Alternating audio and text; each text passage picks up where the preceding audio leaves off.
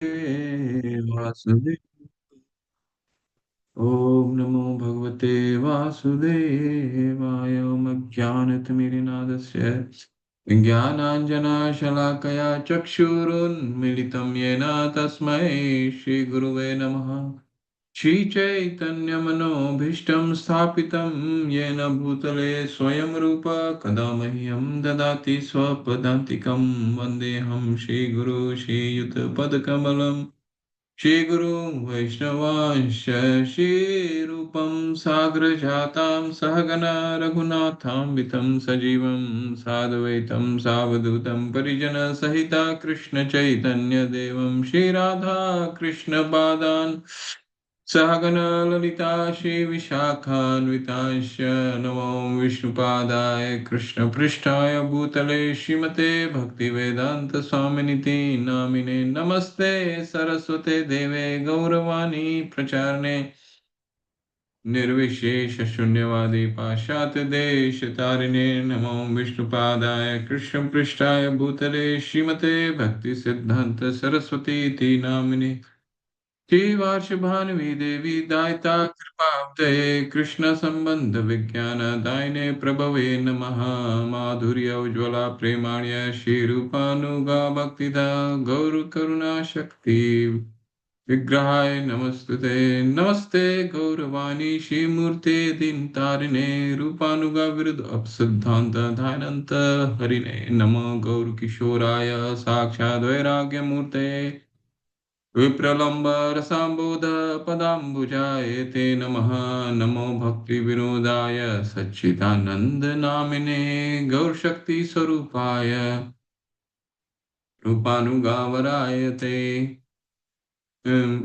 वाञ्छाकल्पतरुभ्यश्च कृपा सिन्धुभ्येव च पतितानां पावनेभ्यो वैष्णवेभ्यो नमो नमः। जय हो श्री कृष्ण चैतन्य प्रभु नित्यानंदा श्री अद्वैत गदाधर शिवासादि गौर भक्त वृंदा। हरे कृष्णा कृष्णा कृष्णा हरे हरे हरे राम राम राम हरे हरे। हरे कृष्णा कृष्ण कृष्ण हरे राम राम राम हरे हरे। हरे कृष्णा कृष्ण कृष्ण हरे राम राम राम हरे हरे। हरे कृष्णा प्रिय भक्तों, आप सभी का हार्दिक अभिनंदन है। तो हम अपने श्लोका को एक बार दोबारा स्मरण कर लेते हैं, उसको पढ़ लेते हैं। वाचो वेगम मनसा क्रोध वेगम जीवा वेगम मुद्रपस्त वेगम एतान वेगान यो विषहेत धीर सर्वामपि मां पृथ्वीं सशिष्यात् अत्याहार प्रयासश्च प्रजल्पो नियमाग्रह जनसंगश्च लौर्यं च षड्भिर्भक्ति विनिश्यति उत्साहात् निश्चयात् धैर्यात् तत्तत्कर्म प्रवर्तनात् संगत्यागस्ततो वृत्तेः षड्भिर्भक्ति प्रसीद्यति ददाति प्रतिगृह्णाति गुह्यमाख्याति प्रियक्षति भुङ्गते भोजयति चैव षड्विधि प्रीति लक्षणम्। हरे कृष्ण कृष्ण कृष्ण हरे हरे हरे राम राम राम हरे हरे। हरे कृष्ण कृष्ण कृष्ण हरे राम राम राम हरे हरे। हरे कृष्णा। तो हम आज ये मंत्र करेंगे, 8वां मंत्र, जो इस पूरे 11 श्लोक का साधना भक्ति का सबसे अंतिम श्लोक है। ठीक है।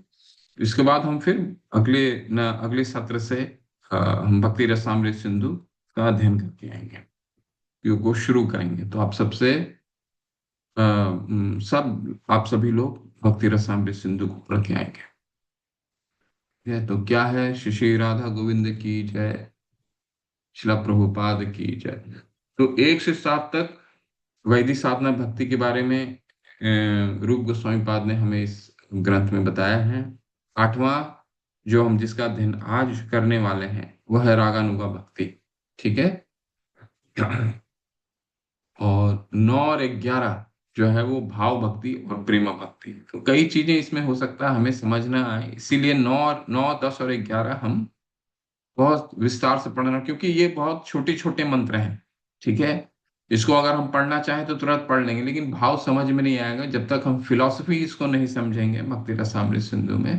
तब तक हम ये 9, 10, 11 का अध्ययन इसके बाद करेंगे।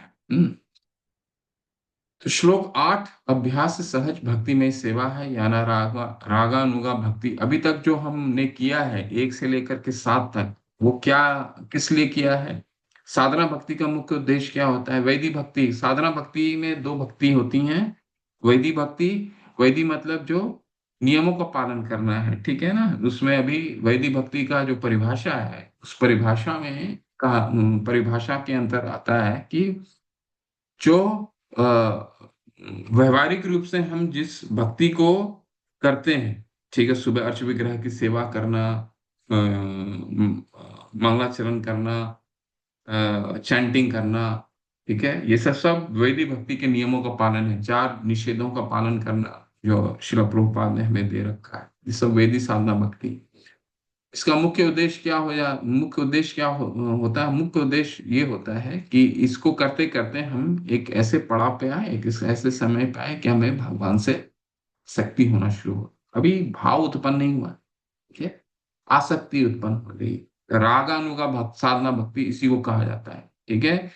रागानुगा भक्ति का क्या अर्थ होता है? रागानुगा भक्ति का अर्थ होता है कि जो दो, जब हम पढ़ेंगे इसको बहुत ही विस्तार से पढ़ेंगे, रागानुगा भक्ति का बहुत ही सरल में समझना समझाने की कोशिश करता हूँ आपको। भगवान के जो नित्य पार्षद होते हैं,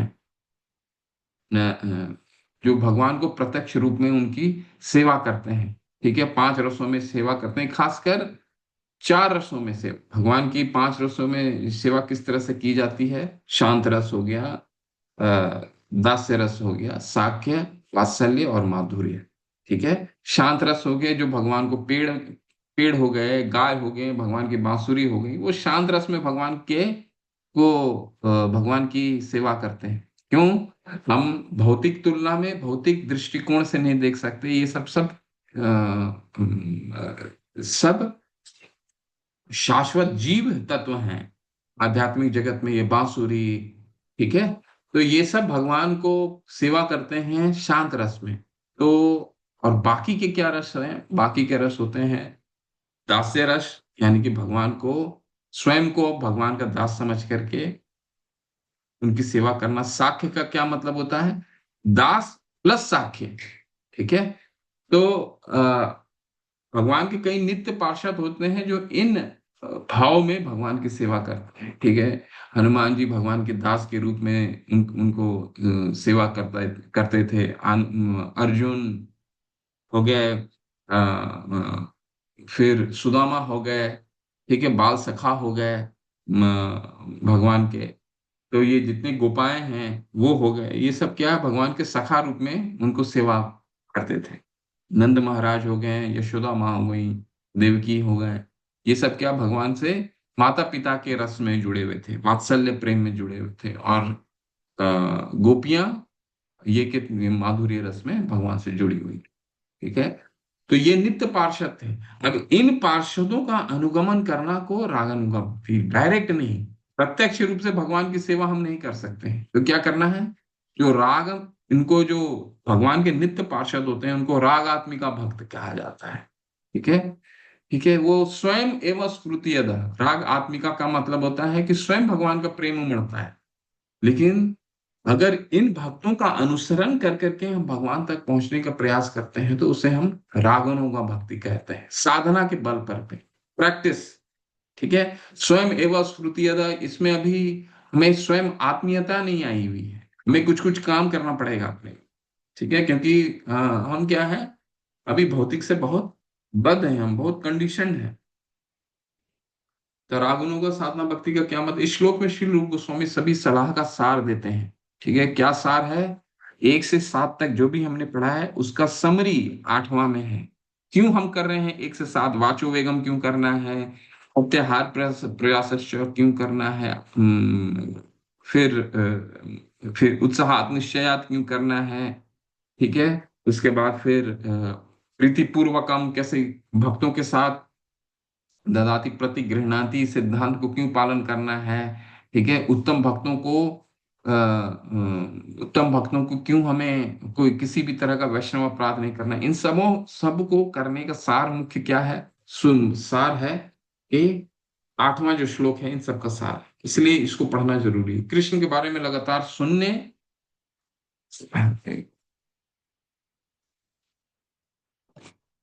कृष्ण के बारे में लगातार सुनने और जप करने और उनकी लीलाओं को याद करके बिना विचलित हुए अपने मन को कृष्ण पर केंद्रित करना। ठीक है, यही है रागानुगा भक्ति। बहुत सुंदर है श्लोक। हम 3 बार पढ़ेंगे इसको, मेरे साथ उच्चारण कीजिए। ये अकेले में आप उच्चारण करेंगे तो बहुत मुश्किल होगा, बट बहुत ही सुंदर श्लोक है। तन्न नाम रूप चरितादि सुकीर्ति नानु स्मृत्यो क्रमेण रसना मनसि नियुज्य तिष्ठन् व्रजे तद अनुरागी जनानुगामी कालं नयेद अखिलम् अति उपदेश सारम्। तन्न नाम रूप चरितादि सुकीर्ति नानु स्मृत्यो क्रमेण रसना मनसि नियुज्य तिष्ठन् व्रजे तद अनुरागी जनानुगामी कालं नयेद अखिलम् अति उपदेश सारम्। तन्न नाम रूप चरितादि सुकीर्ति नानु स्मृत्यो क्रमेण रसना मनसि नियुज्य तिष्ठन् व्रजे तद अनुरागी जनानुगामी कालम नयेद अखिलम इति उपदेश सारम। तत् यानी भगवान कृष्ण का नाम, पवित्र नाम, रूप, स्वरूप, चरित्र आदि यानी चरित्र लीलाएं, सु यानी सुकीर्तन यानी चर्चा करना या उत्तम रीति से कीर्तन करने में, अनुस्मृति और तथा स्मरण करने में, क्रमेण धीरे धीरे, रसना यानी जीभ, मनसी तथा मन, नियोज्य लगाकर, तिष्ठन यानी रहते हुए, व्रजे व्रज में, तत् यानी भगवान कृष्ण को, अनुरागी अनुरक्त, जैन व्यक्ति, पीछे पीछे चलते हुए, अनुगामी मतलब पीछे पीछे चलते हुए, कालम यानी कि काल या समय को, नयत यानी उपयोग करना चाहिए, अखिलम यानी पूर्ण, इति मतलब इस प्रकार, उपदेश उपदेश का, सारम सार, मूल तत्व, मूल अति उपदेश सारम। ठीक है, इसमें एक एक शब्द बहुत महत्वपूर्ण है।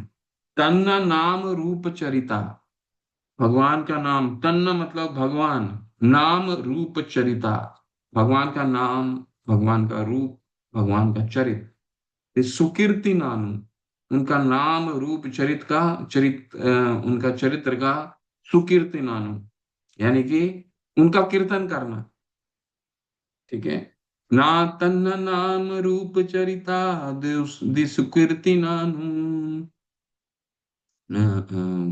रसना मनसा नियोज्य तिष्ठेन व्रजेन अनुरागी जनानुगामी, यानी कि भगवान का नाम रूप चरित्र ये बहुत ही स्वादिष्ट है। ठीक है, बहुत स्वादिष्ट है। और इसका स्वाद कैसे प्राप्त होगा हमें?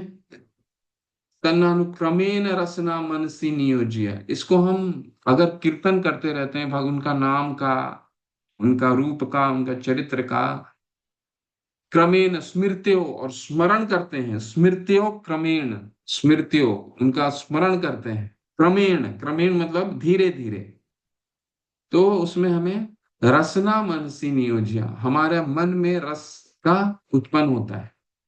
ठीक है ना, जब हम शुरू में भक्ति में आते हैं, सबसे मेहरा हमारा सबसे सबसे मुख्य प्रश्न हम सबके मन में एक ही होता है, मन को कैसे नियंत्रित करें। हालांकि ये प्रश्न आज भी हम 2 साल, 3 साल, 5 साल, 7 साल, 10 साल, 15 साल, 20 साल हो जाता है, कई लोग सब कुछ करने के बाद भी मन को नियंत्रित नहीं कर पाते हैं। ठीक है, तो उसका उसका इलाज बताया है, पिछले पिछले श्लोक में भी बताया था। सयात नाम रूप चरिता, क्या नाम था, क्या श्लोक था वो? सयात नाम रूप चरिता।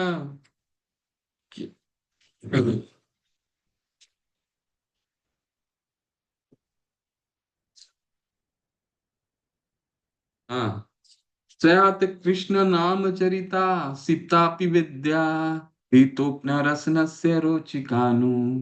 किंतु अदारत अनुदिनं खलु जैव जुष्टा स्वादि क्रमाद भवति तद गद मूल हंत्री। पिछले बार में हमने क्या पढ़ा था? पिछले 7वां श्लोक क्या बताया था? सयात कृष्ण नाम चरिता सीता अपि विद्या। ठीक है, पिछले सत्र में हमने बताया, पढ़ा था कि भगवान का नाम रूप चरित, ठीक है, वो भी वही श्लोक था, सात नाम रूप सीता अपि विद्या, बहुत ही मीठा है। ठीक है, बहुत मीठा है। सयात नाम कृष्ण, सयात नाम कृष्ण, नाम रूप चरिता सीता अपि विद्या, लेकिन अविद्या के कारण, अविद्या के कारण, एक अविद्या क्या है? एक ही अविद्या तो है। क्या अविद्या है? हमारा मन नियंत्रित नहीं होता है। ठीक है, एक ही अविद्या है। अविद्या के कारण पीतोपन रसनस्य रुचिकानु। वो अविद्या क्या है? वो अविद्या के रूप में हमारा पित्त डेवलप हो जाता है, पित्त विकसित हो जाता है, जिसके कारण भगवान का नाम रूप और चरिता इतना मीठा होने के, सीता पी इतना मीठा होने के बाद भी उसका स्वाद नहीं आता। ठीक वैसी तरह की एक जॉन्डिस की बीमारी, एक पित्त के बीमारी वाले व्यक्ति को कोई भी खाने का स्वाद नहीं आता।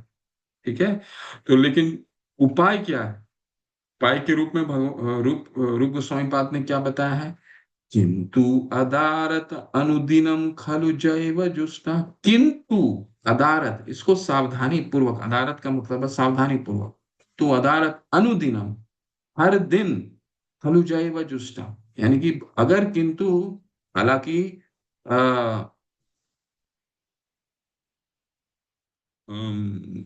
हमें स्वाद नहीं आ रहा है, लेकिन उपाय एक ही है कि अनुदिनम, हर दिन भगवान का नाम उसी तरह से लिया जाए। ठीक है, उसी तरह से लिया जाए जिस तरह से हम ले रहे हैं, उसमें कि कोई भी ढिलाई बरतनी नहीं चाहिए। बीमारी अगर बढ़ गया है तो हो सकता है डोज ज्यादा बढ़ा दीजिए, डोज कम करने की जरूरत नहीं है। कभी कभी होता है ना कि अगर शरीर में इन्फेक्शन ज्यादा फैल जाता है, तो क्या करते हैं कि डॉक्टर 2 बार एंटीबायोटिक की जगह 3 बार कर देते हैं, डोज बढ़ा देते हैं। ठीक है, ठीक उसी तरह हमें डोज, अगर हमारा मन नहीं लग रहा है भगवान के नाम, और डोज बढ़ा देना है, कम नहीं करना है। ठीक है, किंतु अदारत अनुदिनम खलु जैव जुष्टा स्वादि भवाति, स्वादि क्रमादि भवति तदगद मूल हंत्री। ठीक है, धीरे धीरे स्वाद आने लग जाएगा, और मूल हंत्री यानी कि जो हमारी अविद्या है वो समाप्त हो जाएगी। उसी को आगे बढ़ाते हुए रूप गोस्वामी ने इसमें सार के रूप में क्या प्रकट किया? तन्न नाम रूप चरिता सुकीर्ति नानु। अगर हम कीर्तन करते हैं भगवान का नाम रूप चरित्र का, ठीक है, तो क्या होगा? नाम रूप चरिता श्रुति कीर्ति नानु, उसका फायदा क्या है? स्मृत्यो क्रमेण रसना मनसी नियोज्य, हमारा मन नियंत्रित होने लग जाएगा। जो पिछले श्लोक में कहा है वहां पे इसमें दोबारा रिपीट किया है, हमारा मन नियंत्रित हो जाएगा। और क्या करना पड़ेगा हमें उसके लिए? उसके लिए तिष्ठन व्रजेत तद अनुरागी जनानुगामिनी, हमें धाम में रहना पड़ेगा, मानसिक रूप से या फिर साक्षात रूप से, दोनों रूप से। लेकिन वहां जाना होगा धाम में कैसे? व्रज का, यहाँ पे व्रज धाम का बात हो रहा है। तद देखिए, अभी हम श्लोक खोलते हैं।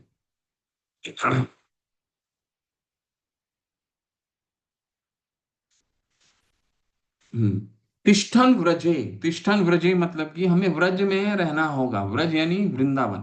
ठीक है, वृंदावन क्या है? वृंदावन, वृंदावन जगह है, और वृंदावन एक मानसिक चेतना भी है। ठीक है, चेतना को कहा गया है वृंदावन, यहाँ चेतना से प्रदर्शित है। फिजिकली रहना चाहते हैं कोई अगर रह सकता है, लेकिन अगर चेतना वृंदावन में रह करके भी विकसित नहीं हुई तो कोई फायदा नहीं। व्रज का मतलब है व्रज भूमि का चेतना विकसित करना। तिष्ठन व्रजेर तद अनुरागी जनानुगाम, वो कैसे होगा?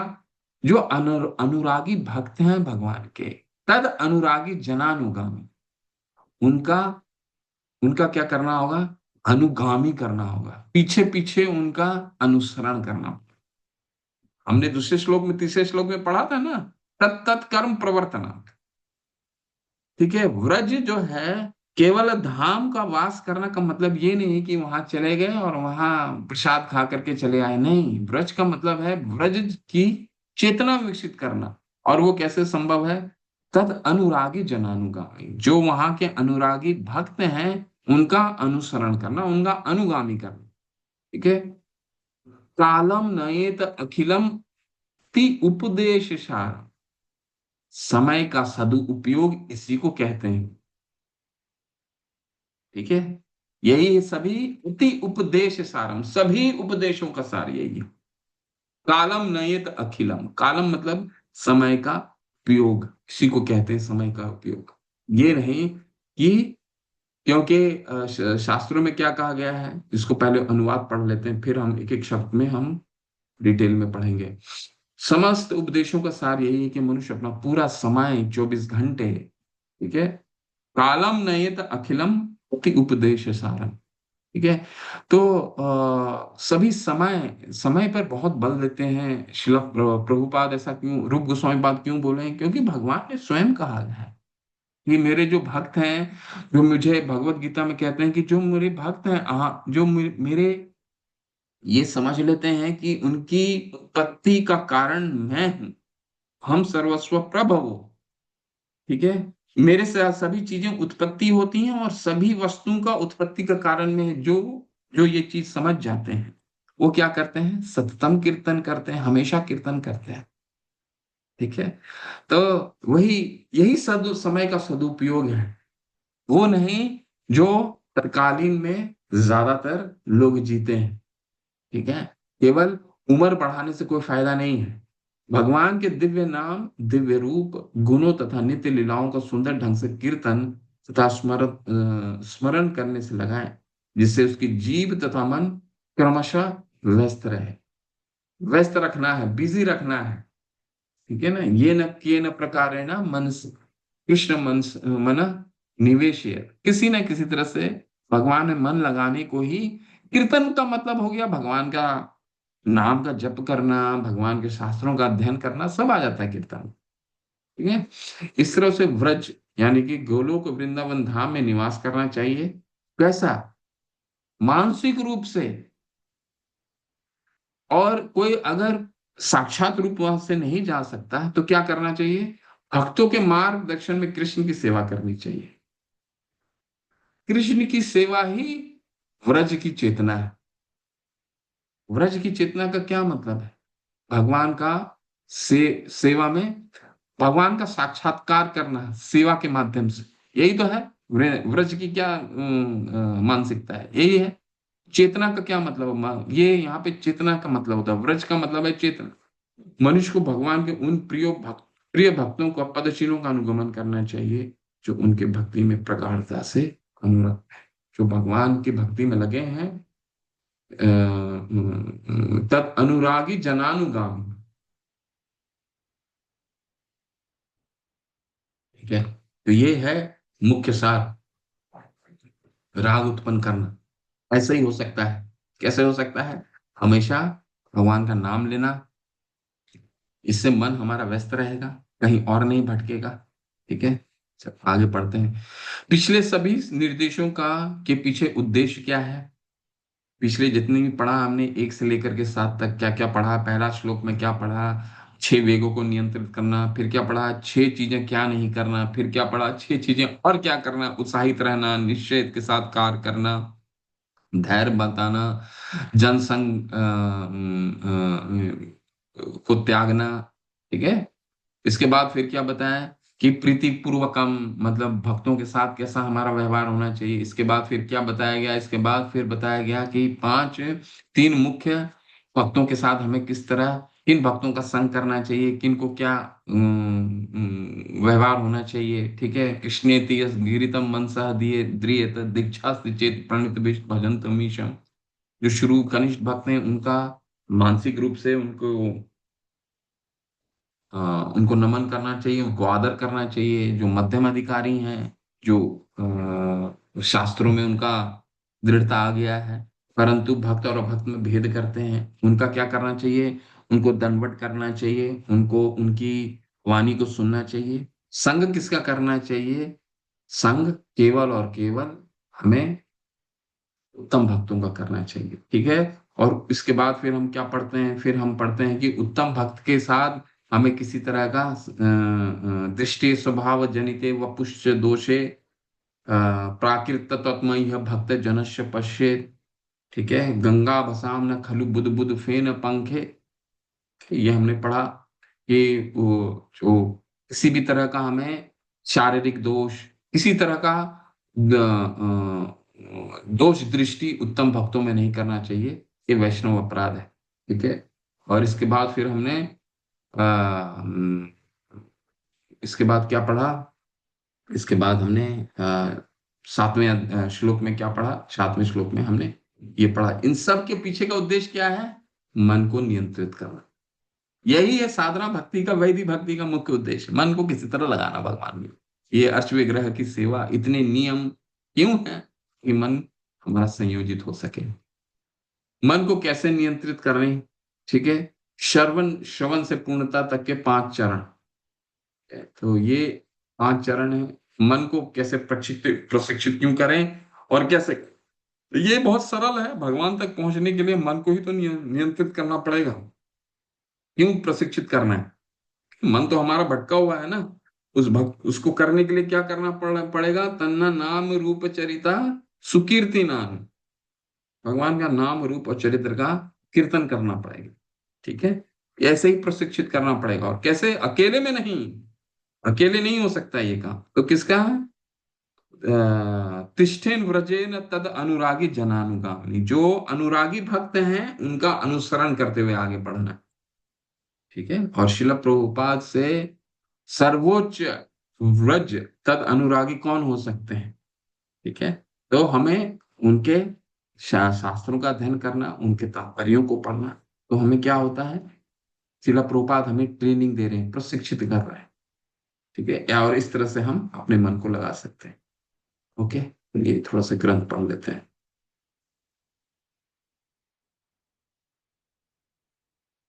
जिनको पढ़ना है वो हाथ खड़े कर लें। हम्म।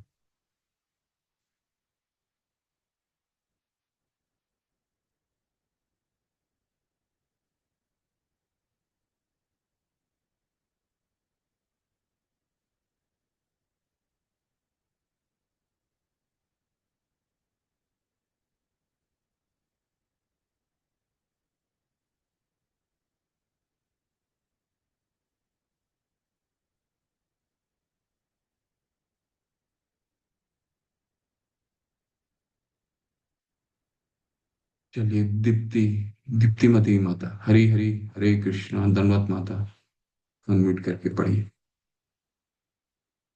हरे कृष्णा प्रभु जी, सादर प्रणाम। दंडवत। चूंकि मनुष्य, यहाँ से पढ़ना है प्रभु जी। जी जी। चूंकि मनुष्य मन उसका शत्रु या तो मित्र हो सकता है, अतएव उसे मन को अपना मित्र बनाने के लिए प्रशिक्षित करना चाहिए। कृष्ण भावनामृत आंदोलन विशेष रूप से मन को प्रशिक्षित करने के लिए है, जिससे वह सदैव कृष्ण के कार्य में लगा रहे। मन में सैकड़ों हजारों संस्कार हैं, जो न केवल इस जन्म के हैं अपितु विगत अनेक जन्मों के भी हैं। कभी कभार ये संस्कार एक दूसरे के संपर्क में आकर विरोधी चित्र उत्पन्न करते हैं। इस प्रकार मन का कार्य बद्ध जीव के लिए खतरनाक बन जाता है। मनोविज्ञान के विद्यार्थी मन के विविध मनोवैज्ञानिक परिवर्तनों से भलीभांति परिचित हैं। भगवद गीता 8.6 में यह कहा गया है, यम यम वापि स्मरन् भावं त्यजन्ते कलेवरं तं तमेवैति कौन्तेय सदा तद्भाव भावितः। अपना शरीर त्यागते समय मनुष्य जिस जिस दशा का स्मरण करता है, वह दशा उसे अवश्य प्राप्त होगी। मनुष्य मृत्यु के समय जीव के मन तथा बुद्धि अगले जीवन के लिए एक विशेष प्रकार के सूक्ष्म स्वरूप वाले शरीर का निर्माण करते हैं। यदि मन सहसा ऐसी वस्तु के संबंध में सोचता है जो हितकर नहीं है, तो उसे अगले जन्म में उसी के अनुसार जन्म लेना पड़ता है। दूसरी ओर यदि कोई मनुष्य मृत्यु के समय कृष्ण का चिंतन करता है, तो वह गोलोक वृंदावन नामक वैकुंठ लोक को भेज दिया जाता है। देहांतर की यह विधि अत्यंत सूक्ष्म होती है। अतएव शील रूप गोस्वामी भक्तों को अपने मनों को प्रशिक्षित करने का उपदेश देते हैं, जिससे वे कृष्ण के अतिरिक्त और कुछ भी स्मरण ना रख सके। इसी प्रकार जीव को केवल कृष्ण के विषय में बोलने के लिए, केवल कृष्ण प्रसाद चखने के लिए प्रशिक्षित करना चाहिए। शील रूप गोस्वामी आगे सलाह देते हैं, तिष्ठन व्रजे, मनुष्य को वृंदावन में या ब्रज भूमि में किसी भी भाग में रहना चाहिए। ब्रज भूमि 84 कोश के क्षेत्रफल तक मानी जाती है। यदि एक कोश दो वर्ग मील बराबर होता है, जब मनुष्य वृंदावन को अपना आवास बनाता है तो उसे वहां किसी समुन्नत भक्त की शरण ग्रहण करनी चाहिए। इस तरह मनुष्य को कृष्ण तथा उनकी लीलाओं के विषय में ही सोचना चाहिए। इसकी और अधिक व्याख्या शील रूप गोस्वामी ने भक्ति रसामृत सिंधु में की है। कृष्णं स्मरन् जनम चास्य प्रेष्ठम निज समीहितम तत् तत्कथारतश्चासौ कुर्यादासं व्रजे सदा। भक्त को सदैव ब्रज में दिव्य क्षेत्र में निवास करना चाहिए और सदैव कृष्ण स्मरण जन्म चास्य प्रेष्ठम अर्थात श्री कृष्ण तथा उनके प्रिय पार्षदों के स्मरण में लगना चाहिए। ऐसे पार्षदों के पद चिन्हों पर चलकर और उनके नित्य पथ प्रदर्शन में आश्रय लेकर भगवान की सेवा करने के लिए प्रबल इच्छा प्राप्त कर सकता है। हरे कृष्ण, हरे धन्यवाद, बहुत सुंदर। तो यहाँ पे रूप गोस्वामी, शिला रूप गोस्वामी शिला प्रभुपाद क्या तात्पर्य में लिखने का प्रयास कर रहे हैं कि भगवान ने छठे अध्याय में भगवत गीता में यही हमें समझाने का प्रयास किया। जब अर्जुन कहते हैं कि नहीं, ये तो ध्यान योग जो है ये करना आज के तारीख में बहुत, सबसे पहले उन्होंने छठे श्लोक में क्या बोला, छठे या पांचवें श्लोक में बोला क्या, कि जब तक मन को तुम बंधु नहीं बनाओगे, बंधुर आत्मना आत्मना तस् ये न आत्मना आत्मना जिता। मन को अगर बंधु बना लेंगे तो मन सबसे बड़ा मित्र है, और नहीं तो वो सबसे बड़ा शत्रु है। देखिए, हम जब कृष्ण भावनामृत में आकर के भक्ति को व्यवहारिक रूप से लागू करने की कोशिश करते हैं, तो सबसे बड़ा जो बाधा उत्पन्न करता है वह मन ही है हमारा। ठीक है, मन ही है सबसे बड़ा बाधा उत्पन्न करने के लिए। तो शिला प्रभुपाद अपने तात्पर्यों के माध्यम से हमें समझाने का प्रयास कर रहे हैं कि ये जितना भी प्रैक्टिस है, ये जितना भी कृष्ण भावनामृत में हमारे आचार्य गण ने हमें करने के लिए दिया है, वैदिक भक्ति का नियम, वो केवल और केवल एक ही चीज है। वो क्या है? अपने मन को हम कैसे संयोजित कर सकें। और मन तो भगवान स्वयं कहते हैं कि सभी इंद्रियों में मन मनू। ऐश्वर्य के माध्यम से जब भगवान अपने ऐश्वर्य के बारे में 10वें अध्याय में बताते हैं भगवत गीता में, तो कहते हैं कि सभी इंद्रियों में मैं मन हूं। और शिला भक्ति विनोद ठाकुर ने भी यही बोला है, जब हम कि मन जो है वो सबसे बड़ा हमारा शत्रु हो सकता है और सबसे बड़ा मित्र हो सकता है। और ये श्लोक भी यही कहता है कि जिस तरह जिस भाव में कोई व्यक्ति अपने अंतकाल में पहुंचता है, यम यम वापी स्मरण भावम तयज तयंते कलेवरम, कलेवरम का मतलब होता है शरीर, उसी तरह का उसको शरीर प्राप्त होगा। ठीक है, उसी तरह का शरीर प्राप्त होगा जिस तरह की चेतना उसमें रहती है। मन क्या करता है? मन कृष्ण भावना मृत, ये क्या है? International society for Krishna consciousness. Consciousness का क्या मतलब होता है? चेतना। चेतना का क्या मतलब होता है?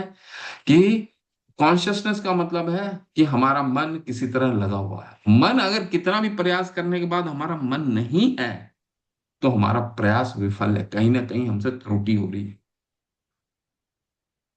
ठीक है, ये सारा प्रयास, भगवत गीता पढ़ना, श्रीमद् भागवतम का अध्ययन करना, सुबह चैंटिंग करना, ये सब मन को संयोजित करने का विधि है। ठीक है, क्योंकि ये अगर संयोजित हो गया तो आधा काम हमारा पूर्ण हो जाता है। यही भक्ति रसामृत सिंधु में ये शिला रूप गोस्वामी पाद यही बताने का, कृष्णम स्मरण जन्म चास्यम कृष्ण निजस में हितम। ठीक है, और व्रज में रहने का क्या कारण है? व्रज में रहने का केवल एक ही कारण है कि अपनी मन को कैसे हम नियंत्रित कर सकते हैं, क्योंकि कभी कभी हो सकता है हम जहाँ रह रहे हैं, हम जो कार्य में संलग्न हैं, वो कार्य करते करते हमें कभी कभी, इसलिए तो रूप गोस्वामी पाद ने अपने 13वें अध्याय में बोला, 5 चीजों में 5 चीजें करनी बहुत आवश्यक है भक्ति रसामृत सिंधु में। उसमें सबसे पहले बोला क्या, नाम साधु संग, नाम कीर्तन, भागवत श्रवण, मथुरावास, श्री मूर्ति अर्चाय सेवन। ये 5 चीजों में मथुरावास को बहुत मतलब भगवान के धाम को बहुत बल दिया गया है। लेकिन भगवान के धाम ऐसे नहीं, तद अनुरागी जनानुगामी। जब तक हम भगवान के श्रेष्ठ भक्तों के माध्यम से उनके पीछे चलते हुए, उनको सिखाए रास्ते हुए में चलते हुए जब तक व्रज नहीं पहुंचेंगे, तब तक वो काम नहीं होगा। ठीक है, नहीं तो फिर वो क्या होगा, वो फिर मरकट वैराग्य हो जाएगा। मरकट वैराग्य आपने सुना होगा, ये शब्द मरकट वैराग्य का मतलब है मरकट, मरकट वैराग्य, मरकट वैराग्य ना करो लोक दिखाना, चैतन्य चरितामृत में कहा गया है मरकट वैराग्य। ठीक है, भक्ति रसायन मरकट वैराग्य का मतलब होता है दिखावे के लिए। मरकट मतलब होता है बंदर। ठीक है, बंदर वैराग्य। तो इसका कौन फिलॉसफी ये है शब्द का, मरकट वैराग्य या फिर शमशान वैराग्य। फिलॉसफी है मरकट वैराग्य या शमशान वैराग्य। मरकट वैराग्य का क्या मतलब होता है कि बंदर, हो सकता है हम दिखाने के लिए कुछ कर रहे हों, बहुत सारा हम भक्ति शुरू कर दिए हैं, हम 16 माला का चैंटिंग भी कर रहे हैं, बहुत सारे वैराग्य भी हमने, एकादशी व्रत का उत्पालन भी, व्रत का पालन भी कर रहे हैं, परंतु अगर इससे हमारा मन नियंत्रित नहीं हो पा रहा है, तो समझिए हमें कोई ना कोई त्रुटि हो रही है, यानी कि हम आचार्यों के दिए हुए उपदेशों का कहीं ना कहीं हम पालन में हमसे त्रुटि हो रही है। इसको मरकट वैराग्य कहा गया है। मरकट वैराग्य भी आप देखे होंगे कि बंदर भी बिना कपड़े के रहता है, लेकिन उसको मादा बंदर पे बहुत ही आसक्ति होती है। ठीक है, ठीक उसी तरह शमशान वैराग्य कहा जाता है। शमशान वैराग्य, जब व्यक्ति शमशान में किसी मृत शरीर को लेकर के जाता रहता है, तो उस समय उस मृत शरीर को देख करके उसके मन में ये विचार आता है कि ये इतना मेहनत क्यों करना, ये अंत अंत तो गोतवा तो यही अंत है सभी का, जो आज ये शरीर को लेकर के जा रहे हैं। लेकिन जैसे ही सारे कार्य खत्म करके अपने घर वापस आता है, तो वो अपने फिर वही कार्य में लग जाता है। इसको क्या कहा जाता है, शमशान वैराग्य, मरकट वैराग्य, शमशान वैराग्य। ठीक है, भक्ति रसामृत सिंधु में रूप गोस्वामी पाद कहेंगे, प्रपंच किंचया बुद्धया हरि संबंधी वस्तुना मुमुक्षु परित्यागु फल्गु वैराग्य कथ्यते। ऐसे वैराग्य को फल्गु वैराग्य कहा जाता है, यानी दिखाने का वैराग्य। दिखाने के लिए हम भक्ति कर रहे हैं, तो ये मन अगर नियंत्रण नहीं हो पा रहा है, तो समझिए कहीं ना कहीं हमसे त्रुटि हो रही है। कहाँ त्रुटि हो रही है, तिष्ठेन व्रजेन अनुरागी जनानुगामी। हम व्रज के अनुरागी भक्तों का अनुसरण ढंग से नहीं कर रहे हैं। और 7वां अध्याय में तो शिला रूप गोस्वामी पाद ने बिल्कुल स्पष्ट से उपचार भी बता दिया है। क्या मन नियंत्रित नहीं हो रहा है, एक ही उपचार है, क्या है कि अनुदिनम तदा अदारत अनुदिनम खलु जैव जुष्टा। अदारत सावधानी पूर्वक डेली उसको प्रैक्टिस करते रहना पड़ेगा। डेली श्रीमद् भागवतम का कथन सुनना पड़ेगा, डेली 45 मिनट से 1 घंटा हमें अध्ययन करना पड़ेगा, डेली चैंटिंग करना पड़ेगा। हो सकता है हमको शुरू में वो बोरिंग काम लगे, लेकिन यही दवाई, यही उपचार, यही है, और कोई उपाय उपचार नहीं। ठीक है, यही सार है। देखिए सभी का निष्कर्ष यही है। ठीक है? चलिए आगे पढ़िए। रूप गोस्वामी भक्ति रसामृत सिंधु का एक और श्लोक का उदाहरण देते हुए बताते हैं। दूसरे कौन पढ़ना चाह रहे थे, हाथ हैंड रेस कीजिए। हरी हरी, सुभद्रा मत, हरी हरी पढ़ी। हरे कृष्ण। मैं हरे पढ़ाऊंगी। कृष्ण, धन्यवाद। यहाँ से पढ़ना। ब्रज के दिव्य क्षेत्र ब्रजधाम में मनुष्य को परमेश्वर श्री कृष्ण की सेवा भगवान के पार्षदों की सी भावना से करनी चाहिए। और उसे अपने आप को कृष्ण के किसी विशेष संगी के प्रत्यक्ष मार्गदर्शन के अंतर्गत रखकर उसके पद चिन्हों पर चलना चाहिए। यह विधि साधन बंधन को अवस्था में संपन्न किया जाने वाला आध्यात्मिक अभ्यास तथा साध्य भगवत साक्षात्कार दोनों ही अवस्थाओं में लागू होती है। जब कोई सिद्ध पुरुष अर्थात आध्यात्मिक रूप से पूर्ण आत्मा होता है। श्री भक्ति सिद्धांत सरस्वती ठाकुर ने इस श्लोक पर निम्न प्रकार से टीका दी है। जिसने अभी तक कृष्ण भावनामृत में रुचि का विकास नहीं कर लिया है, उसे सारी भौतिक प्रेरणाओं को त्याग देना चाहिए और समुन्नत विधि विधानों का अर्थात कृष्ण तथा उनके नाम रूप गुण लीलाओं आदि के कीर्तन तथा सिमरन का पालन करते हुए अपने मन को प्रशिक्षित करना चाहिए। इस प्रकार ऐसी वस्तुओं के लिए रुचि उत्पन्न करके मनुष्य को वृंदावन में रहने तथा किसी योग्य भक्त के निर्देशन एवं संरक्षण में कृष्ण के नाम यश लीलाओं तथा गुणों को स्मरण करने में अपना समय बिताना चाहिए। भक्ति के अनुशीलन के विषय में समस्त उपदेशों का यही सारांश है। नवदीक्षित अवस्था में मनुष्य को सदैव कृष्ण कथा सुननी चाहिए। यह श्रवण दशा कहलाती है। कृष्ण के दिव्य पवित्र नाम का निरंतर श्रवण करने से तथा उनके दिव्य रूप गुणों तथा लीलाओं के विषय में श्रवण करने से मनुष्य वरण दशा को अर्थात स्वीकृति के स्तर को प्राप्त करता है। इस दशा को प्राप्त कर लेने पर वह कृष्ण कथा सुनने में अनुरक्त हो जाता है। जब कोई उर्मी में कीर्तन करने लगता है तो वह स्मरण अवस्था अर्थात स्मरण करने की अवस्था को प्राप्त करता है। उन्नत कृष्ण स्मरण के 5 क्रमिक अंग हैं: स्मृति, धारणा, ध्यान, अनुस्मृति तथा समाधि। प्रारंभ में कृष्ण का स्मरण थोड़े थोड़े अंतराल पर खंडित हो सकता है, लेकिन इसके बाद स्मरण अबाध रूप से चलता है। जब स्मरण निरंतर होता है तो केंद्रित होकर एक मिनट, क्षमा चाहता हूँ। हाँ, वह ध्यान कहलाता है और जब ध्यान विस्तृत होकर स्थिर हो जाता है तो वह अनुस्मृति कहलाता है। अबाध तथा अनवरत अनुस्मृति से मनुष्य समाधि दशा को प्राप्त होता है। स्मरण दशा या समाधि के पूर्ण विकसित हो जाने पर आत्मा अपनी मूल वैधानिक स्थिति को समझ सकता है। उस समय वह कृष्ण के साथ अपने सनातन संबंध को भली भांति तथा पूर्णता समझ सकता है। यह संपत्ति दशा अर्थात जीवन की पूर्णता कहलाती है। हरे कृष्ण माता, हरे कृष्ण। ये यहाँ पे बहुत सारे टेक्निकल शब्द आए हैं, बहुत सारे शब्दों को हमें अच्छे से ढूंढना हो। ठीक है, देखिए यहाँ पे बहुत सुंदर है कि श्रील भक्ति सिद्धांत सरस्वती ठाकुर ने इस श्लोक पर निम्न प्रकार की हमारे आचार्य ने क्या क्या टीकाएं की हैं। जिसने अभी तक कृष्ण भावना में रुचि का विकास नहीं कर लिया, उसे सारी भौतिक प्रेरणाओं को त्याग देना चाहिए और सम उन्नत विधि विधानों का अर्थात कृष्ण तथा उनके नाम रूप गुण लीलाओं आदि के कीर्तन तथा स्मरण का पालन करते हुए अपने मन को प्रशिक्षित करना चाहिए। ठीक है, हमारा मन को प्रशिक्षण ही हमारा कृष्ण भावना मृत का आंदोलन का मुख्य उद्देश्य है।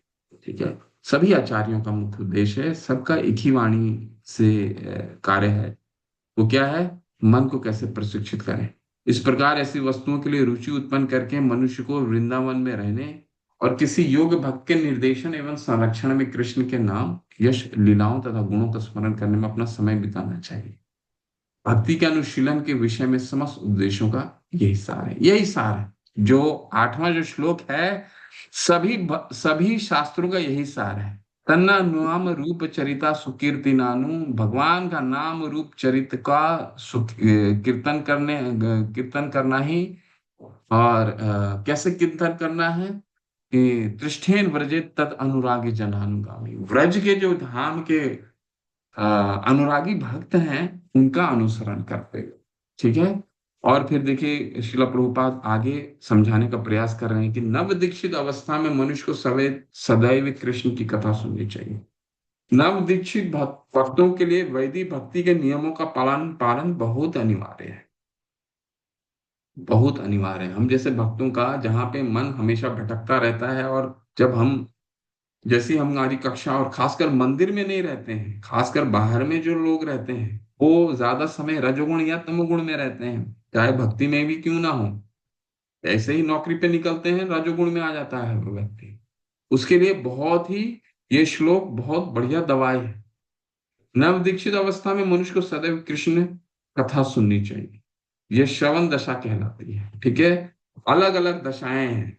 ठीक है, इसको हम थोड़ा सा पीपीटी प्रेजेंटेशन से पढ़ेंगे।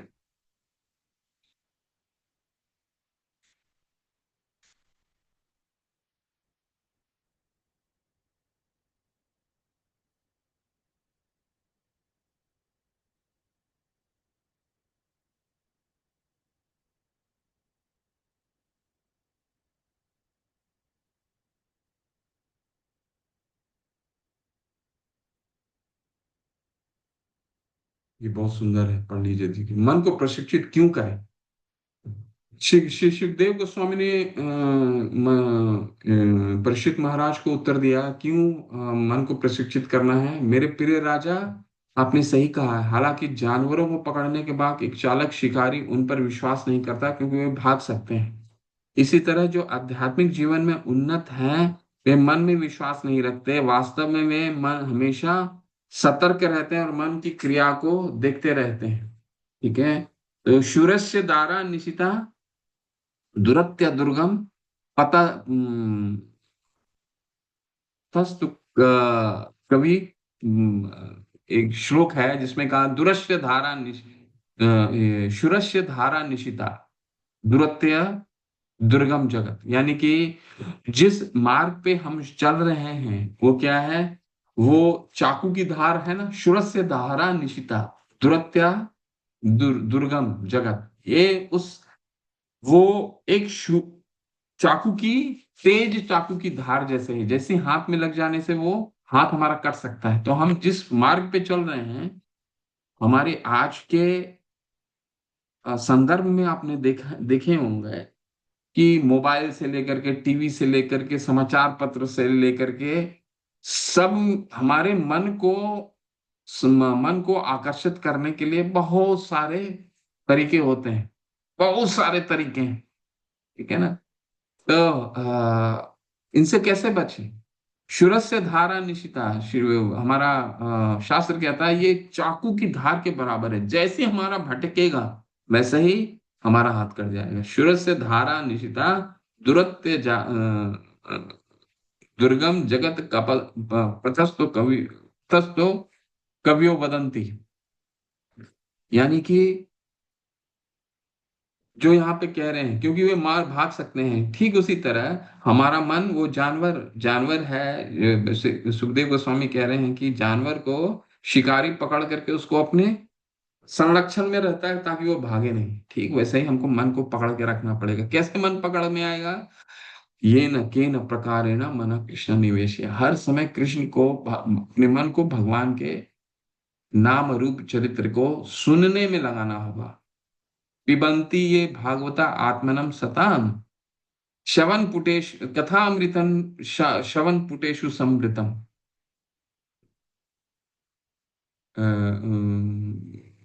सुखदेव गोस्वामी हमें समझाते हैं कि पिबंती ते भागवता आत्मनम सताम। यानी कि भगवान की कथाओं को पीना पड़ेगा रस के मान। पिबंती ते भागवता आत्मनम सताम। कान को क्या करना पड़ेगा, कथामृतम श्रवण पुटेशु समृतम। भगवान के कथाओं श्रवण पुटेशु, ये कान जो है इसको भगवान के नाम रूप चरित्र का सुनने में लगाना होगा। और इससे फायदा क्या होगा, विषया विदुषता शयाम। हमारे विषय में, जो दूषित विषय में हमारा मन लगता है, वो धीरे धीरे खत्म होने लगे। और क्या फायदा है, व्रजंती तत् चरण सरोरुहांतिकम।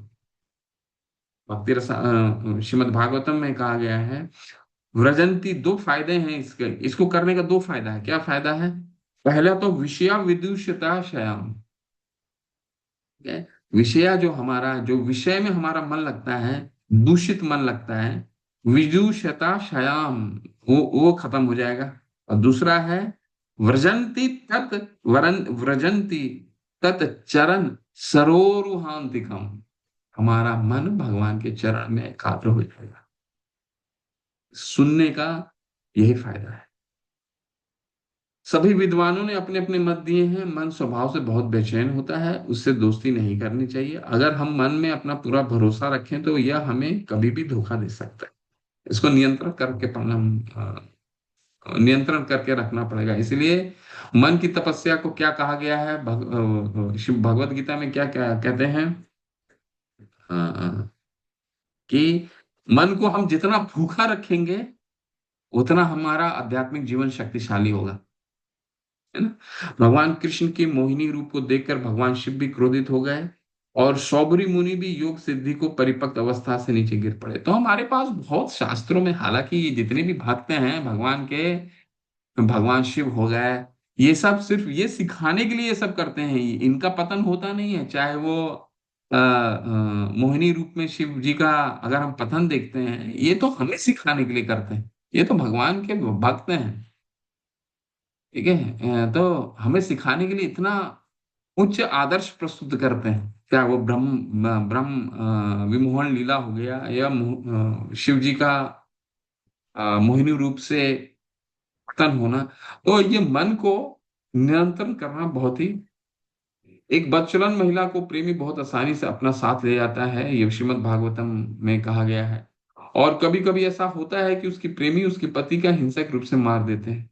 यदि योगी अपने मन को एक मौका देता है और उसे रोकता नहीं है, तो उसका मन काम, क्रोध और लोभ जैसे शत्रुओं का सुविधा देगा और वे निसंदेह योगी को मार डालेगा, ठीक है। तो ये भागवतम में कहा है कि ये मन जो है हमारा कभी मित्र नहीं होता, परंतु अगर इसको हम पकड़ के रखेंगे तभी काम बनेगा, कभी भी ढिलाई नहीं देना है। मन काम, क्रोध, अभिमान, लोभ, विलाप, मोह और भय का मूल कारण है। संयुक्त रूप से ये फलदायी गतिविधि के बंधन का निर्माण करते हैं। कौन सा विद्वान मनुष्य मन में विश्वास रखेगा? तो मन में कभी भी भरोसा नहीं रखना है, ठीक है। ऐसा हमें शास्त्र निर्देश दे रहे हैं। मन को कभी भी नहीं, नहीं अब तो हो गया, अब तो हम 16 माला भी करनी है, अब मन नहीं भटकेगा। 10-10 11 साल भक्तों से मैंने सुना है कि ब्राह्मण भक्तों, ब्रह्मचारी भक्तों का पतन हो जाता है, और वो भी जो मंदिर में रहते हैं। मुंबई में मंदिर में ऐसा ही एक घटना हुई, और कोई एक घटना नहीं, कई घटना है।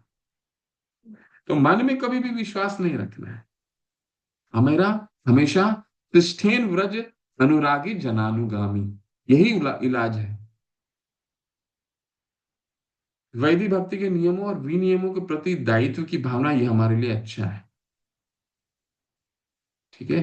तो ये उदाहरण, जप, मंगला आरती, कभी भी ये नहीं सोचना अब तो हमको 3 साल हो गया, अब हम 4 बजे क्यों उठे, 4:30 बजे उठते हैं, 5 बजे से जपा हो जाएगा मेरा।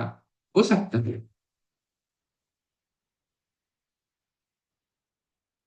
हो सकता है, लेकिन अगर हम ऐसा कर रहे हैं तो मन को छूट दे रहे हैं।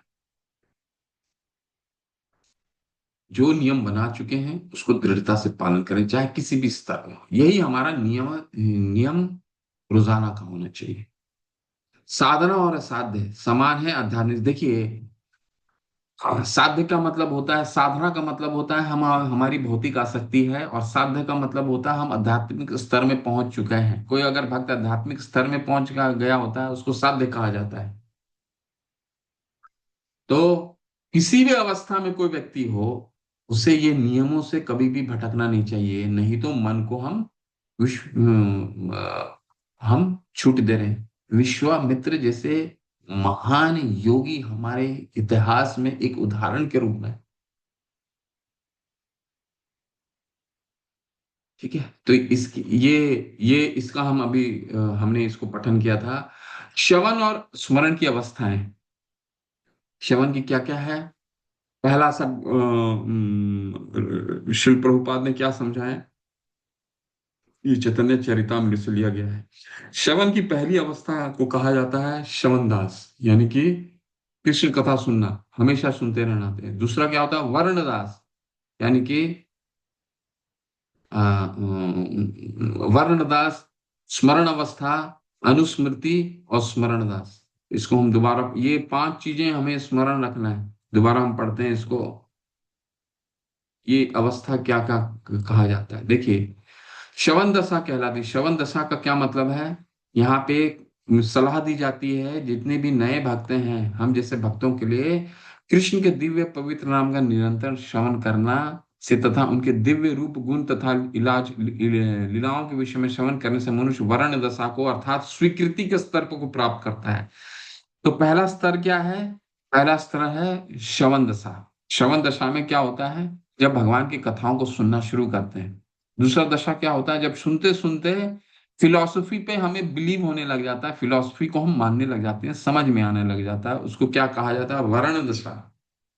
हमें स्वीकार होने लग जाता है, हाँ ठीक है, आत्मा और शरीर होता है, सही है, ठीक है। हमें ये समझ में आ जाता है कि हम जो भी कर रहे हैं, आज अभी हम बोल भी रहे हैं तो हम ये जड़ शरीर से तो बोल नहीं रहे हैं, मुख से तो बोल नहीं रहे हैं, कोई अंदर बोलने वाला होगा, ये किसी के निर्देश में बोला जा रहा है। क्योंकि अगर ये जड़ शरीर बोलता तो मृत होने के बावजूद ये बोलता, परंतु चेतना है अंदर में, तभी तो ये बोल रहा है मुख, ठीक है।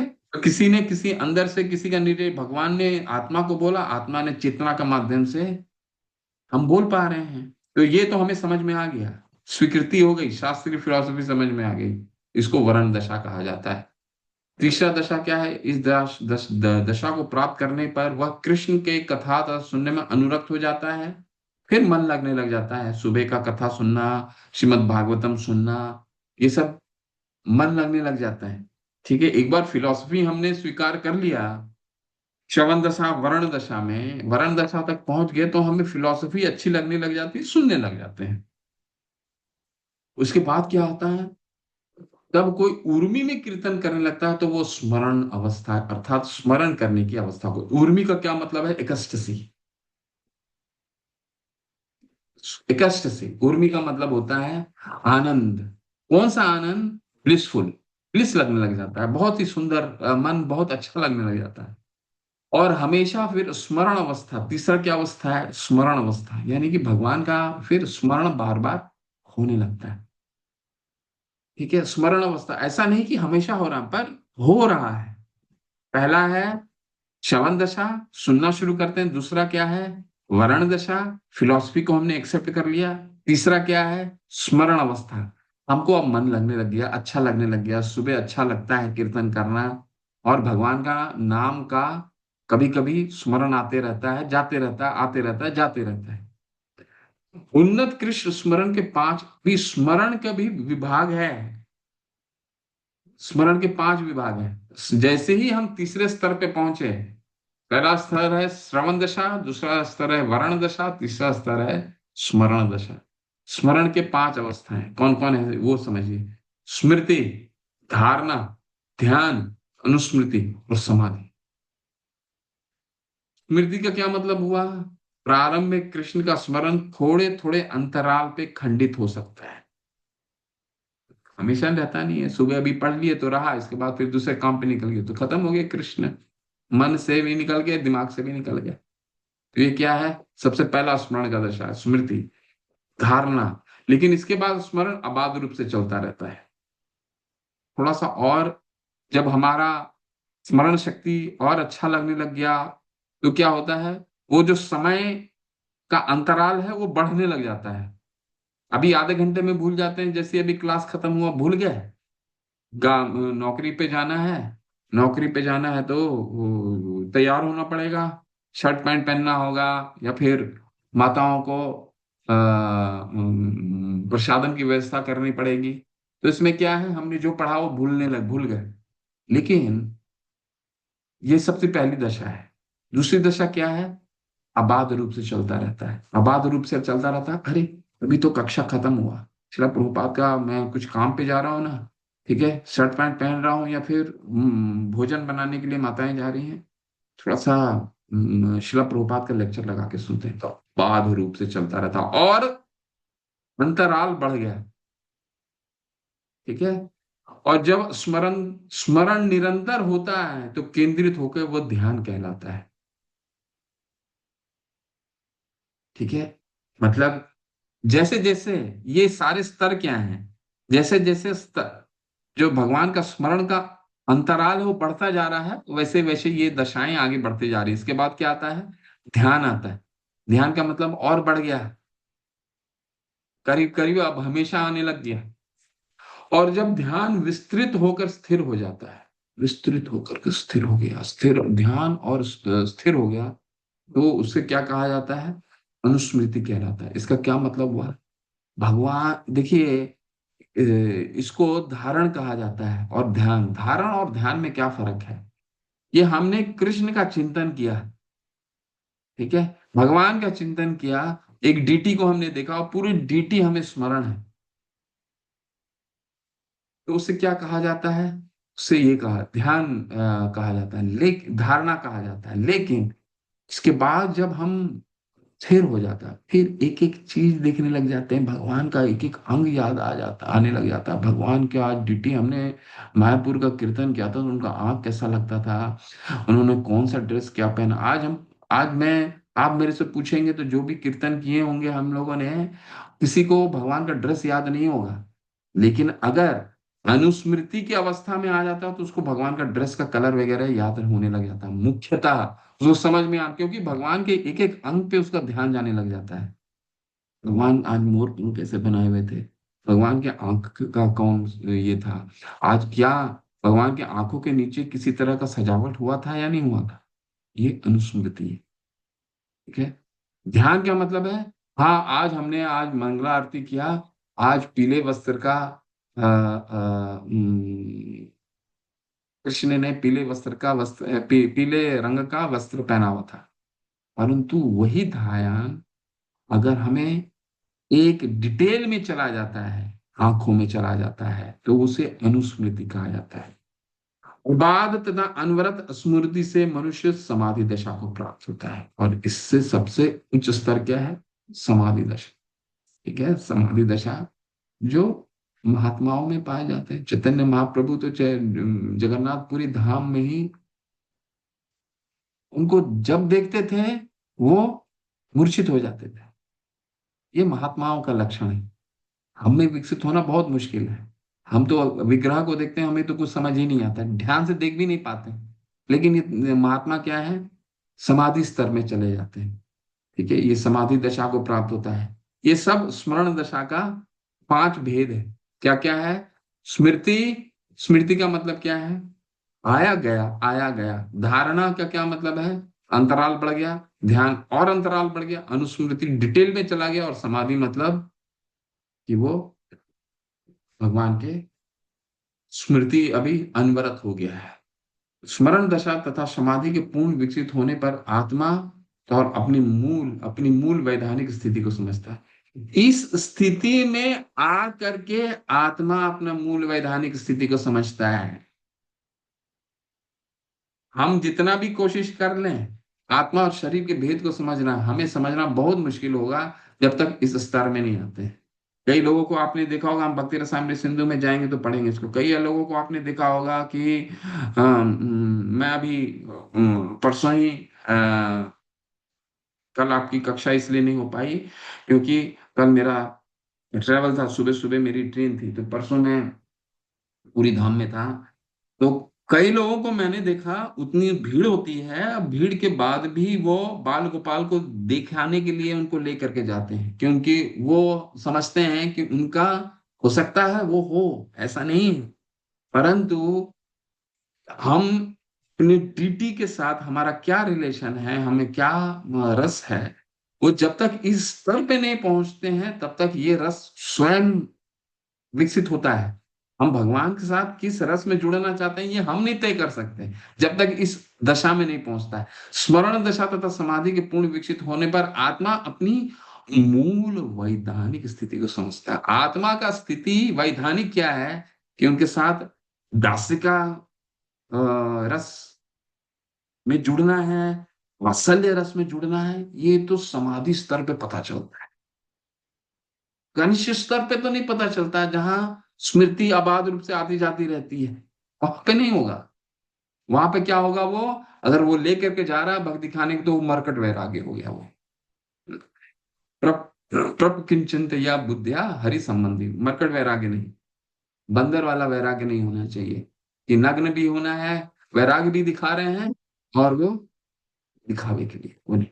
ठीक है, तो यही है इसको बस इसका सार ये है, चैतन्य चरितामृत व नव दीक्षित की यही सलाह दी गई कि वे सारा भौतिक इच्छाएं त्याग दे और शास्त्रों के आदेशानुसार भगवान के नियमित भक्ति में लग जाए। देखिए, इच्छाओं को त्यागना तो बहुत मुश्किल है, बट इच्छाओं को मोड़ सकते हैं। युक्त वैराग्यम उच्यते। ठीक है, स्वयं एवं स्फूर्ति है। अतः श्री कृष्ण नाम आदि न भवेद ग्राह्य इंद्रिय, सेवन मुखे ही जिह्वादो स्वयं एवं स्फूर्तिया। सेवा करने का बस वैदिक भक्ति के नियमों का कठोरता से हम पालन करेंगे ना, कहीं भी कहीं भी ढलाई नहीं बरतेंगे, ढिलाई कहीं नहीं बरतेंगे, तो ये अवस्था आना तय है। ठीक है, और वो भी अकेले नहीं करना रखना है। तिष्ठेन व्रजे तद अनुरागी जनानुगामी, हमें व्रज के अनुगामी भक्तों का अनुसरण करते हुए, और शिला प्रभुपाद जैसा सर्वोच्च कृष्ण व्रज के अनुगामी और उनके डिसाइपल्स, ठीक है, उनका बस अनुसरण करते हुए हमें वैदिक भक्ति के नियमों का पालन करना है। और क्या करना है हमें? तन्ना नाम रूप चरिता सुकीर्ति नानु, इनके गाइडेंस में, इनके संरक्षण में, इनके निर्देशों के अनुसार, शिला प्रभुपाद के तात्पर्यों के अनुसार भगवान का नाम रूप चरित्र को सुनना है। ठीक है, एक बार ऐसा अनुराग विकसित हो जाने पर वह विधि विधानों को पालन किए बिना भी कृष्ण के चरण कमलों की सेवा तत्काल कर सकता है। ये तो अवस्था स्वयं आएगा जब हम समाधि दशा तक पहुंचने का अनुराग उत्पन्न होगा। यह दशा राग भक्ति कहलाती है। ये कब अभी हमने पढ़ा, समाधि दशा में पहुंचने के बाद, ठीक है, कृष्ण के किसी नित्य पार्षद के चरण चिन्हों का अनुगमन कर सकता है। यह रागानुगा भक्ति कहलाती है। ठीक है, राग आत्मिका और रागानुगा भक्ति में ये फर्क है, हम आगे पढ़ेंगे इसको विस्तार से। रागानुगा अर्थात स्वयं सूरत भक्ति सेवा शांत रस में संपन्न की जा सकती है, जब मनुष्य अपने को कृष्ण के गांवों के समान या लकुटी के समान, या कृष्ण के हाथ की वंशी के समान, या कृष्ण के गले में पड़ी पुष्पमाला के बनने की कांक्षा रखता है। मन में ये आ रहा होगा आपके विचार, अरे भगवान के पुष्पमाला भी शांत रस से जुड़े हुए हैं। भगवान के आध्यात्मिक जगत में पुष्पमाला ताजा रहते हैं, इसको पानी मार के ताजा करना पड़ता है। चेतन है वो सारे के सारे, चाहे वो भगवान के बांसुरी हो, भगवान के पुष्पमाला हो, वो सूखते नहीं, वो चेतन है। आध्यात्मिक जगत में वो सभी के सभी पानी डालने नहीं पड़ते हैं उसको ताजा रखने के लिए, वो चेतन है। न तद भाष्यते सूर्यो न शशांको न पावक, यद गत्वा न निर्वर्तन्ते तद धामम परमम मम। भगवान तद उस जगह जाने के बाद कोई सूर्य की रोशनी की जरूरत नहीं है, कोई रोशनी की दरकार नहीं, ना चंद्रमा की रोशनी, ना बिजली चाहिए किसी तरह का। वहां सभी वस्तु स्वयं चेतन हैं, ताजा रहते हैं, भगवान की सेवा कर रहे हैं। माला भगवान से शांत रस में जुड़ा है, बांसुरी शांत रस में जुड़ा है, गांव शांत रस में जुड़े हैं, भगवान को जो छाया प्रदान कर रहे हैं वृक्ष, वो शांत रस से जुड़े हुए हैं। दास रस में मनुष्य चित्रक पत्रक या रक्तक जैसे सेवों का पदचिन्हों का अनुकरण कर रहा है। ये जो 3-4 नाम हैं, ये भक्तों के नाम हैं, गोपाओं के नाम हैं। सख्य रस में मनुष्य बलदेव श्री दामा या सुदामा जैसे मित्र बन सकता है। ये कब हो सकता है? जब तक कोई समाधि दशा में नहीं, जब भगवान के नित्य पार्षद होते हैं वो है। वात्सल्य रस में मनुष्य नंद महाराज या यशोदा का समान बन सकता है, और माधुर्य रस में जिसकी विशेषता दाम्पत्य प्रेम है, मनुष्य श्रीमती राधा रानी या उनकी ललिता जैसी सखियां तथा उनकी दासियां मंजरियां तथा यथारूप तथा रति जैसा बन सकता है। भक्ति के विषय में समस्त उद्देश्य व सार यही है। तो हमें क्या सिखाया जा रहा है? हमें अंत में ये सिखाया जा रहा है, जो भगवान के राग आत्मिका भक्त हैं, जिनका नाम यहाँ दिया हुआ है, चाहे वो श्रीदामा हो, सुदामा हो, बलदेव हो,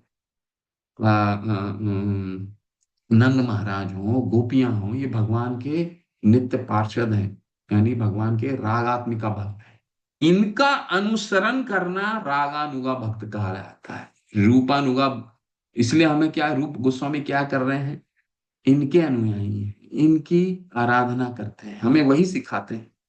ठीक है, इसलिए अगला जो श्लोक 3 श्लोक है, केवल श्रीमती राधा रानी के ऊपर है और राधा कुंड के ऊपर है। और यह स्थापित किया गया है कि जो राधा कुंड है वो पूरे ब्रह्मांड में सर्वोच्च सर्वोत्कृष्ट तीर्थ स्थली है।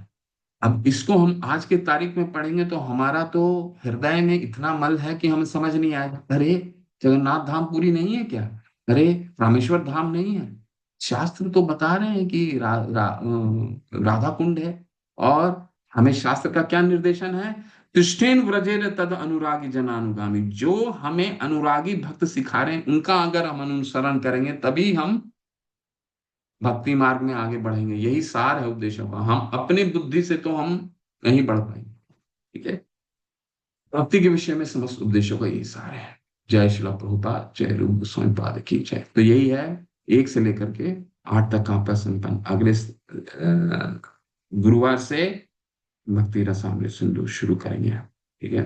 बहुत आनंद आने वाला। भक्ति रसामृत सिंधु प्रोवाइडेड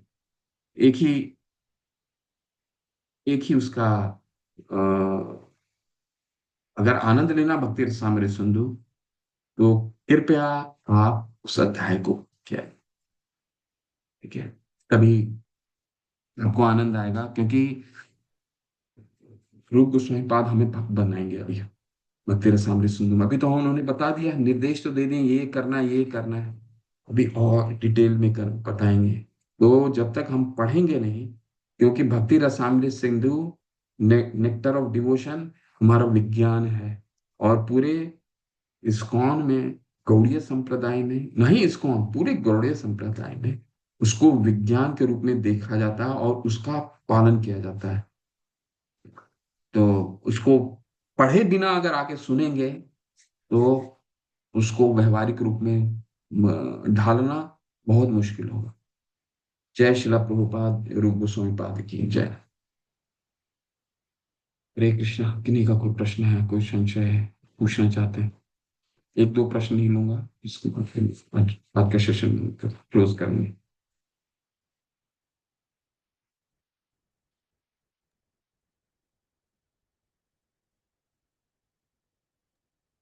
हरे कृष्ण प्रभु जी। प्रणाम हरे कृष्ण प्रभु, धन्यवाद प्रभु। प्रभु जी, कौन सा श्लोक पढ़ना था कृष्णामृत सिंधु का?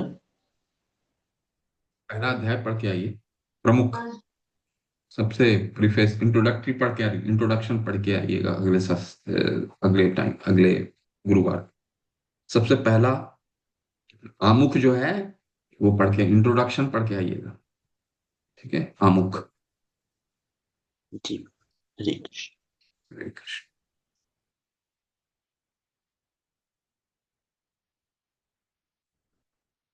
ओके, चलिए। वांछा कल्पतरुभ्यश्च कृपा सिंधुभ्यः च पतितानां पावनेभ्यो वैष्णवेभ्यो नमो नमः। आनंद की वैष्णव बिंद की जय, श्रील प्रभुपाद की जय, रूप गोस्वामी पाद की जय। निताई गौर प्रेमानंदे। हरि हरि।